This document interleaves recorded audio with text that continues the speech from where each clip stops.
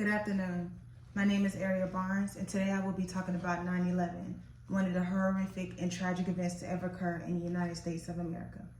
9/11 impacted America and the worldwide nation due to it being broadcasted live for everybody in America to watch the plane hijack to crash into the Twin Towers and the Pentagon. Not only did 9/11 impact America, but it also impacted reinforcements, local authorities, business people, innocent bystanders, and of course, the victims of 9/11. It changed our social, economic, and our cultural structure. But although this event turned and caused so much grief, damage, and trauma, it allowed the many communities and people worldwide in the nation to come together to help rebuild the Twin Towers, rebuild the nation, rebuild the city of New York, Lower Manhattan, as well as to bring family and grief and support for the local authorities, firefighters, police people, as well as the government.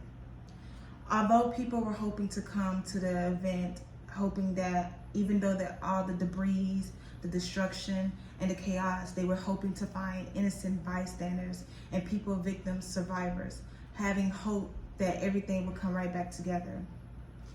Although this horrific was very tragic, it made it worse by being broadcasted live around the world and across the nation.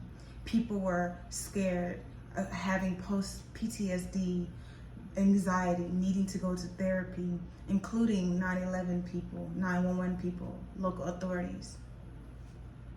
Recovering from 9/11 was no innocence, and it was not easy.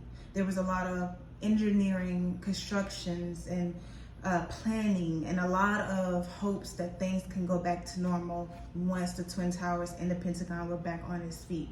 There was a lot of need of investing in security cameras, needing to make sure innocent bystanders were safe and sound, and that they could be trusted in the hand of care of local authorities. First responders, of course, was the first ones online, and it was very devastating for them because it was something unexpected. It was the most outrageous event to ever occur, so they were not aware of what to expect when they arrived to the scene themselves. They themselves were trying to have hope that they found survivors, no matter how hard it was to dig up the amount of debris and just overall chaos.